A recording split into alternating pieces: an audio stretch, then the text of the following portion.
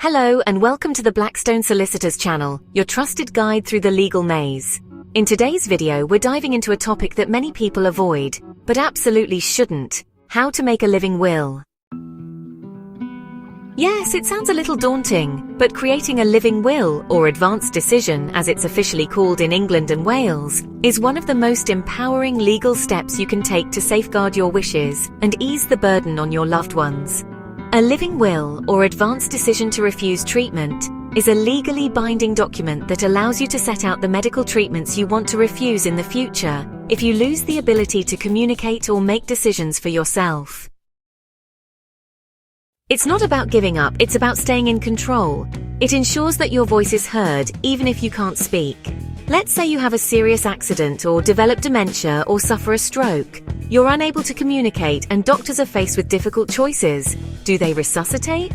Do they put you on a ventilator? Do they feed you artificially? Without a living will, your family may be left guessing, or worse, arguing about what you would have wanted. A living will removes the uncertainty.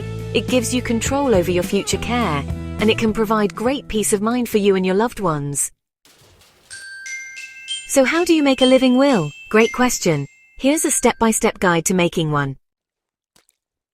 Step 1. Decide what treatments you want to refuse. Think carefully about the types of medical treatments you might want to refuse, such as CPR, mechanical ventilation, artificial nutrition and hydration, or antibiotics in certain situations. You can be very specific or more general, but remember, a living will is only used if you lack mental capacity at the time a decision needs to be made. Step 2. Put it in writing. While you can make an advanced decision verbally, putting it in writing is far more secure, and it's essential if you want to refuse life-sustaining treatment. Step 3. Use clear language. Be as specific as possible about the situations in which you want to refuse treatment. Vague phrases like, "If I'm seriously ill, don't help." For example, you might say, "If I am in a permanent vegetative state with no chance of recovery, I refuse artificial feeding." Step 4. Sign and date it. Your living will must be signed and dated by you.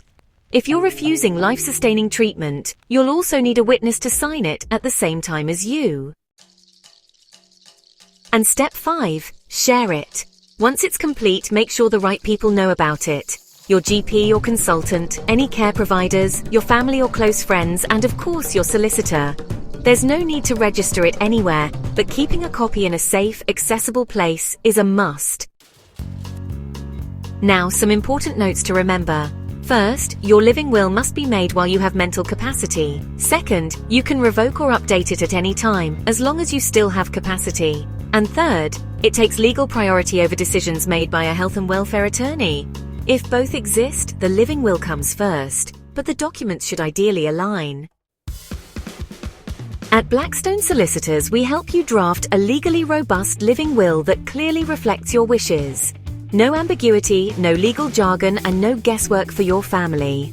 We'll also advise you on whether a lasting power of attorney might be appropriate alongside it, giving someone you trust the ability to make decisions if you're unable to. Thanks for watching. Don't forget to like and subscribe. See you in the next video.